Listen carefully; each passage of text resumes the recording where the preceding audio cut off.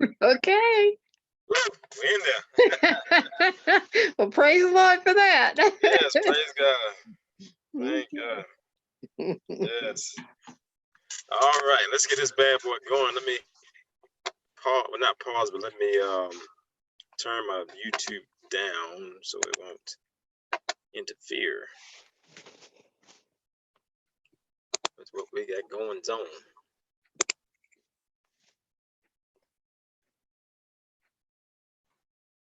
All right, there we go. All right, Miss Addie, you ready? I am ready. Well, hello, family. Welcome to the One Blood Movement of Unity show. This is the one where we talk about the elephant in the room. And Miss Addie, do you have any kind of, do you hear feedback? I do not. Okay, good. All right, so family, I have a special guest for the show, man. This is something that's important to me because this is where I get my knowledge from. This is where I get a lot of my Black history from. It, you ones, when I be posting things online, when I post things on Facebook, especially during February, during our Black History Month, I have gained a lot of wisdom from this young lady, and she is so beautiful. And this is one of my favorites, Miss Addie Banks. Everybody say welcome, Miss Addie Banks. Listen, you're welcome. Listen, this is gonna be the good show. This is the Elephant in the Room show. We are going to talk about something that is tragic to all people, not just Black, not just Hispanics, not just white, not just any other ethnic group out there. And it's going to be three subjects tonight, so it's going to be a little painful things to hear tonight, and then some of it's going to be really good. It's going to be based off truth, identity, and responsibility.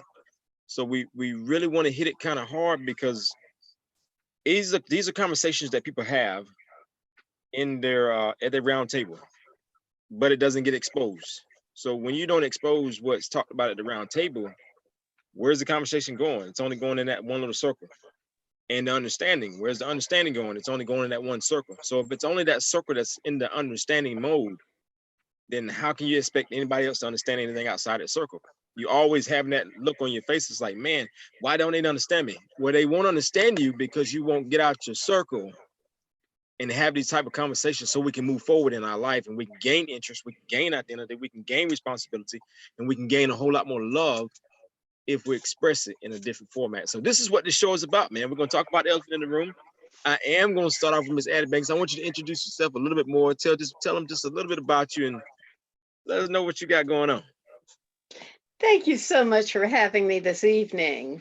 Uh-huh. I have been a student of Black history, and I got into it kind of on the sly because I was working toward education and how do we inspire our young people? Yeah. And then how do we inspire if we don't know who we are? And so I got into the exciting world of Black history. And at my old age, realized the wonderful family of people that we belong to, the achievements. So often we only know about slavery and Jim Crow and abuse and this, that, and the other. But that is just a small part of who we are as a people. And so I've dedicated the rest of my life to singing the praise and the glory and God's blessings on who we are as a people. Yeah. I'm also involved in race relations workshops. It is so essential, as you said, that we move from the round table to a broader table and have that difficult conversation, that elephant that needs to be exposed, because that's when healing starts. And I'm just delighted to be part of your conversation tonight. I am delighted to have you a part of this conversation. I've been waiting on this. We've been working on this for quite a while. Now we're up to date on it. And I'm sorry, family, I know we're late. You know I'm a prompt person. I'm hardly ever late on anything. But tonight we've had some technical difficulties the whole time. But thank God His grace and mercy allowed us to come on the show tonight and deliver this message to you. You know, One Blood is always in a move of unity, and it's always in a move of love. So we're not going to stop. We're going to keep going. We're going to keep pressing towards our mark. Why? Because that's our mark. We have to get there. God has a situation for everyone to conquer. And once you conquer, you move on to victory. So we're going to do that tonight. And I'm going to let Miss Addie talk really quick. But I want to paint the picture for you real quick. And I want to give the scenario so we can understand where we're coming from tonight. And open your hearts up, open your minds up, get outside the box. This is an outside box night. So get outside the box tonight. There's no need to keep your head or your mind or change your mindset for tonight for uplifting, for forgiveness. Have some grace tonight, because there's going to be some deep stuff that was going to go on. As we said, we won't be for you long, but we're gonna push it in kind of quickly so we can get some healing going on. Like Miss Addie said, y'all, it's always a healing process from one blood. So we have to put it in the perspective of grace. That's why I always say grace, because grace is the beginning of healing. You have to forgive. You have to forgive. So there was in a pandemic, and with this pandemic, it was so disturbing to read over and over a few times, and doing a little bit of research, that they wanted to study the vaccine on poor African people, period. They wanted to go, I think it was Congo, is where they wanted to go to perform this and do these test runs on Africans for the coronavirus, something that we don't know a whole lot about per se. There's always another term, another phrase, another way that things have happened that Americans don't know, or the public or the people don't know. But nobody's stupid. We can put things together and we can tie it in. But the disappointing factor, and I'm gonna tie this in because I'm going to make this positive for you. This is demoralizing. This is hurtful. This is very painful. And if you ever wonder how African Americans tend to go into that, what they call a state of mind of where we're always depressed and not reachable sometimes, it's things like this. When you're going to run a test as a guinea pig on a human being, that's not even below the belt. That's just that's a dehuman. That's below human nature, period. That's not a below belt thing. That's below human nature. Why would you want to go do a test run on poor humans as if just because of money? That's where we're back there, is what I'm saying. We're back there. We're back at that point because of money. It makes it to a point to saying that Black folks, no matter what race looks at us, no matter what ethnic group looks at us, we're always considered the guinea pig. Whatever is needed to be tested, we have to run it first. So I'm gonna let the truth come out of us a little bit with Miss Addie, and then I'm gonna give you some responsibility, and I'm pretty sure she will too. So I'm just gonna add on to hers, and then at the end I'm gonna give you your identity. Miss Addie, I'm gonna turn it over to you. Your comments are right on point. As you were speaking, I thought about, how do we test drugs?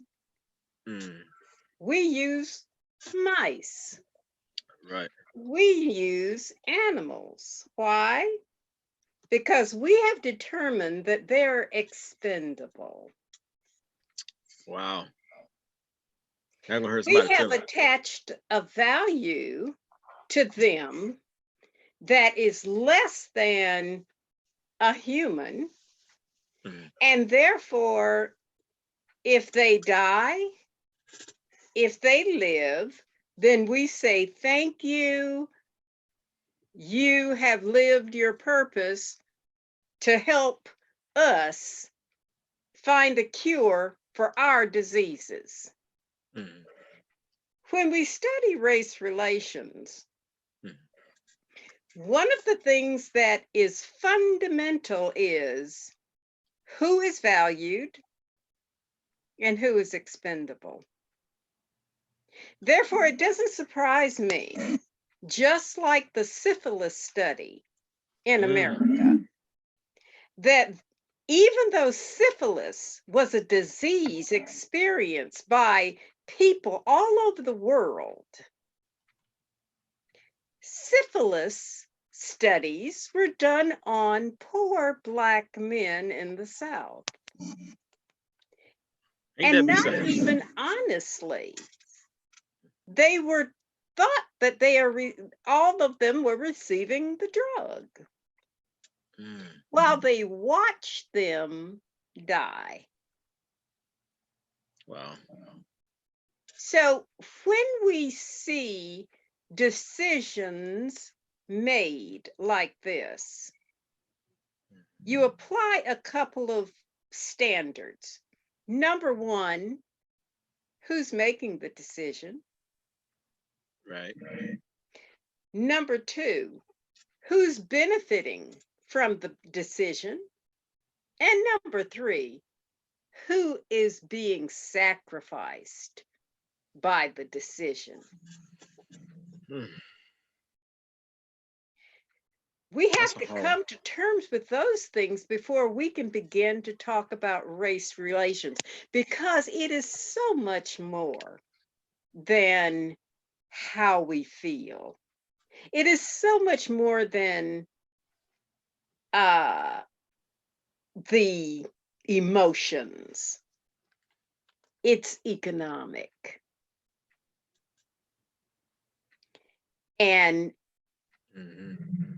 easily justifiable. Oh, they're already poor. They're already living in a country where they have very little. Yeah. Therefore, what do they have to lose? So when we put it into context, then we bring some truths out. And as you said, it has little to do with your skin color. Because as we study race relations, we find people of the same skin color. Come on now. Abusive to people with the same skin color. So it comes down to what you were saying earlier, love and grace and godly principles. When we get that right, love one another, then we have the solution to race relations. Which you dropping a heavy one on them right now. Truths. It'll set you free if you let it. If you let it, if you listen. Yes, indeed, indeed. And I think that's an issue with human nature in general. My wife tells me sometimes, and I tell her the same thing, so it goes back and forth. You have selective hearing, and and I know we do. When you're in a relationship, I don't care who you are, I don't care how great it is.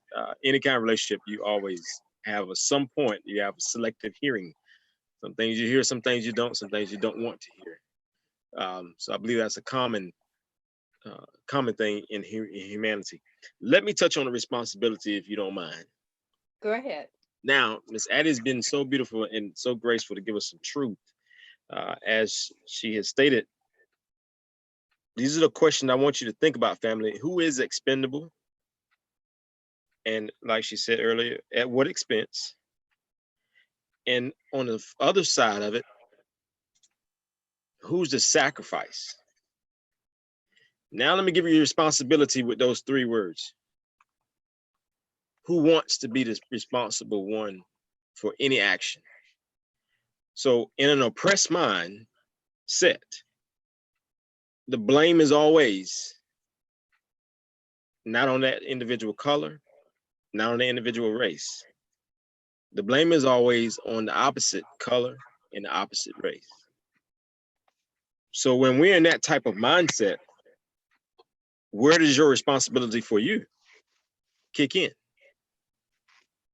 Where did you say, you know what? How can I flip this for the betterment of my generation or my people or my situation? Responsibility in this life is taught at a young age. We start teaching our kids responsibility when they're able to take off their own shoes and a little bitty thing. We automatically say your shoes go here. That's responsibility. But when we send them out into the world, we say, oh no, that's how white folks are. Well, that's how them black folks are.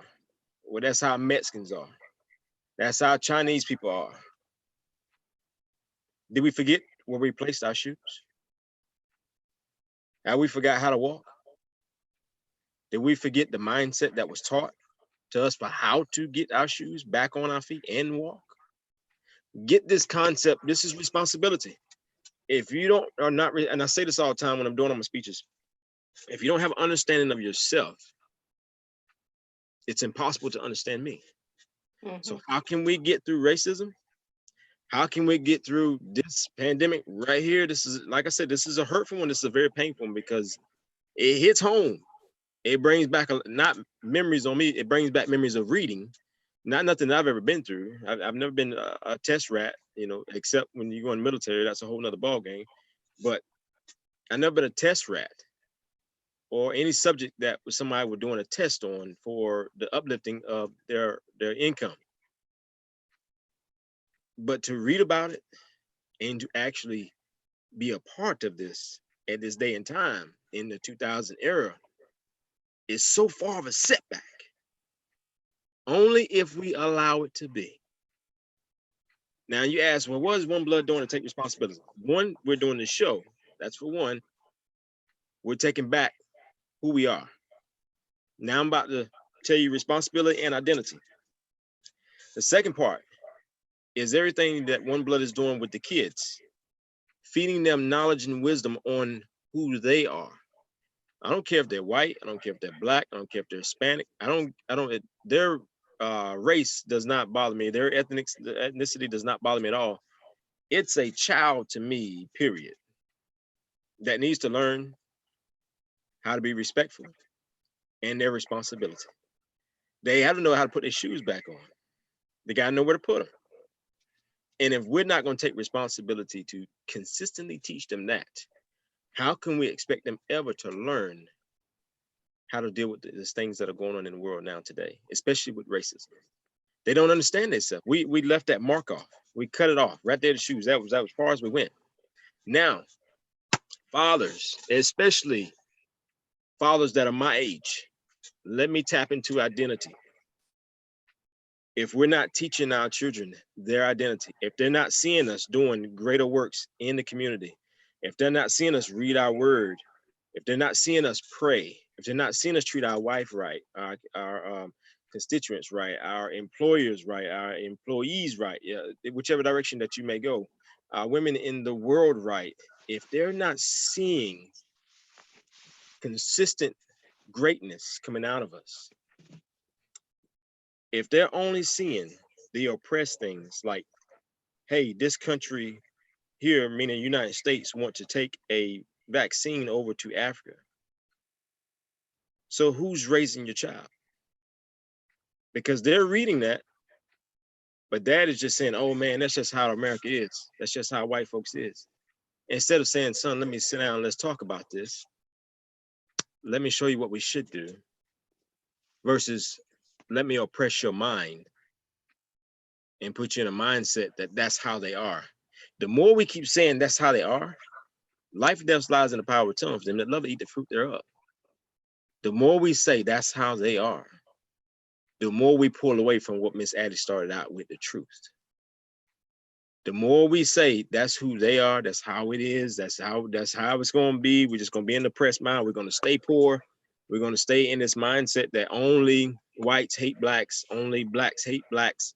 It's black on black crime. Yes, all this stuff is true, but the way to get rid of it, the way to disperse it, the way to get it out of the system, you have to look at yourself first. You have to be identified with you first. You have to unite you with you first. And meaning, in other words, you got to break your own mindset down. Get out of the oppressed mind. Look at the realm of life. It's painful. It's hurtful. I get it. I understand it. But if you don't understand yourself, where you come from and what you can do for this life at this point in time, all this will be at the same shoe spot that you left your shoes at. It's going to be something that you never picked up. It's going to be something that you never learned, you never paid attention to. Miss Addie, what you think? You're right there with me. Absolutely. You're talking gospel right there. And as you were speaking, I asked the question, what did you hear about other people when you were a child? Mm-hmm. When you were sitting in a corner, what were the grown-ups saying about those white people? Mm-hmm. What did they say about those Chinese or those Hispanic or those? What are our children hearing round table coming out of our mouths when we're just sitting around with our friends? A couple of things to that. We need to break, as you have alluded.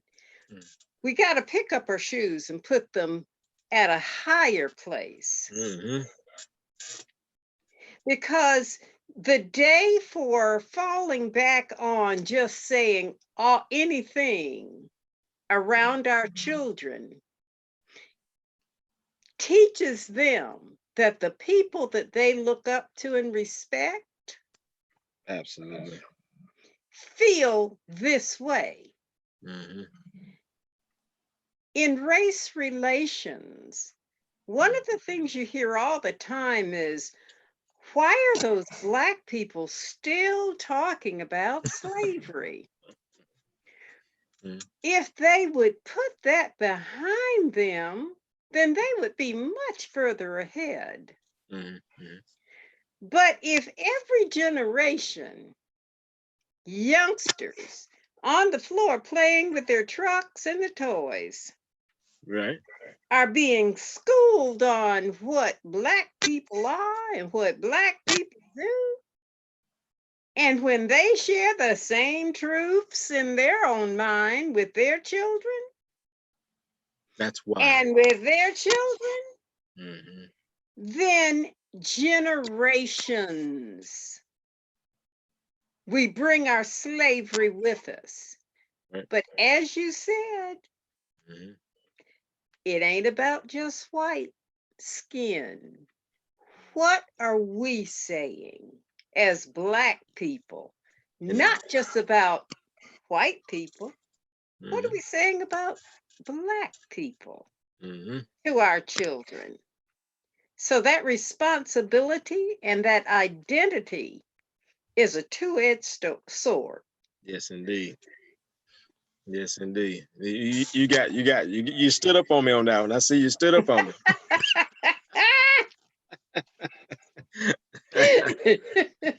That was good word. That was good word. That was good word.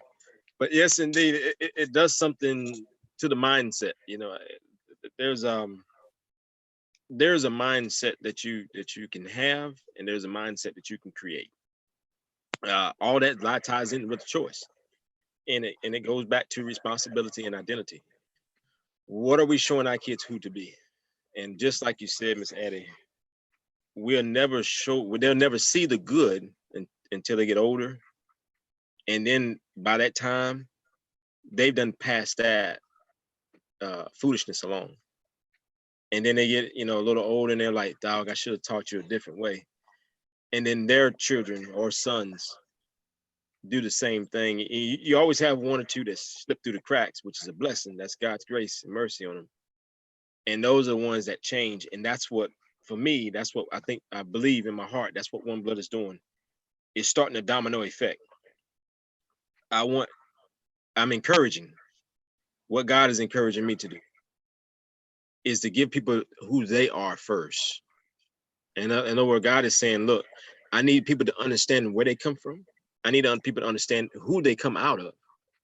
And I need people to understand who has them in their hands. Once they put their image back in perspective, and they look in them two mirrors that we always talk about, the spiritual mirror and the physical mirror. Once they're able to put them things back in perspective and line it back up and speak from a spirit and not this flesh, I do believe our mindset will change for the betterment of our life. We won't get caught up so quickly in the oppressed movements that's still going on. Yes, they're painful, but who's doing the more remembering? Who's doing the more adding on to the memory? That's one of the questions. How many of the round tables are we talking the same talk? Is it going to be positive this time, or is it going to be negative this time? I know white people still do the same thing. I know black folks still do the same thing. I know Chinese folks still do the same thing. The question is, what are we going to do? And the question is, what are you willing to do, family, to change the mark? Are we going to talk about the same thing, or are we going to try to do something more betterment? I'm gonna leave you with this, Miss Addie. You got anything else you want to hit them? I'm good. I'm good. I am blessed. You Keep done on blessed me. talking. You done blessed me today. I'm so grateful to put you to have you on this show with me, man. It's always I'm honored. I'm honored. Yes. You know, we gotta do a lot of them because we gotta get some more truth out. There'll be more topics coming up, and I'm pretty sure workshops and everything that you'll be doing as well online. Yes. So you want to give him your information one more time? Well, right now I have a podcast. Yes, that's what I'm talking about. No Black History on Patreon. And for $5 a month, you get wonderful Black history every single day. Wonderful. It's the best bargain in town. I know that's right. I know that's right. I know that's right. How can they reach you on social media? I have a Facebook. See, when you say social media, it's all good. You can find it through me. And then you look at my age. It's all good. You're still beautiful. But yes, I have a Facebook page. Black is right enough. Right. Reach out to me. Black is right enough. You'll find some good stuff there. That's awesome, Miss Addie. That's awesome. That's awesome. Family, I'm gonna leave you with this right here, and please take it to heart. Take it to wherever you can. Share it as much as you can. I always say this too. Please subscribe to the One Blood Movement of Unity page. Easy button, easy thing you gotta do. Just find it. It's One Blood MOU. Click that subscribe button, keep it moving. Let's keep the positive going and not the negative. I know everybody thought this was going to be a negative night tonight, but it's not. Knowledge is not negative. Wisdom is not negative. God said it clearly, my people perish because lack of knowledge. So knowledge is not a bad thing, whether it seems harmful to you, whether it seems bad when you hear it. It's a powerful thing. It's something that's it's embedded. It can be embedded and it can go in your heart and come out very, very well. Depends on which way you interpret it. And depends on which way you want to look at it. So I'm gonna leave you with a good nugget, and I hope you study with this one and take this one far. If each individual, and I say this with my football kids all the time, and I say it in life all the time, if each individual does their individual job, that's what makes a team. We can be a great team, family. I'm talking about blacks, whites. Here's the thing though. I do believe it's in my heart. You have to become a team with you first. You have to become a team with you first. It's team me. That is not selfish at all. When you're uniting you with you, that's not selfish. You're learning who you are. You're learning your perspective of you. You're getting to know exactly how you're designed and you're understanding it. Once you get to that point, you start learning your purpose in life. Your purpose is life, and life is never meant to hate anyone, period. Your purpose is to be successful in whatever God gives you. If he wanted you to be hateful, I guarantee you he would have never created you. You'd have been with Satan and all his angels, because that's what they are. Just hateful individuals. You would have never made it to this platform here. So I'm begging you to please understand, and some of you that are younger that don't understand, if each individual does an individual job, that's what makes a team. Imagine a car. If you know anything about cars, you have a battery, it's a power source. You have an alternator, that's a power source. You have a starter. The battery, once you turn the switch, turns the starter. The alternator kicks in. Alternator say, hey, battery, you've done your job. I appreciate you, brother or sister. I'm going to take it from here. Each individual does an individual job. That is what will make a team. I love you with the love of Christ. Be good, be blessed. Miss Addie, tell them one more time you love them. I love you so, so much. And so does God. Amen, amen. I love you too, Miss Addie. I love you. So sweet and Thank beautiful. you so much for having me. Can't Yes, wait to indeed. do it again. Yeah, we got to kick it off. We got to kick it off. But family, look, be easy, be safe out there. Stay clean. Stay clean. Do the Hand do all that. sanitizer. Yeah, hand sanitizer. Do all that. Hand sanitizer. I put my little PPE stuff on, you know, the mask and the gloves. Hey, my glasses, everything. All that's on. Put it on, family. It's better to do it that way, I promise you. We got too much going on out here in this world. Stay focused, stay blessed, stay safe, stay clean. God loves you. Y'all be safe. I talk to you soon, Miss Addie. Okay. Good night. All right, good night, honey.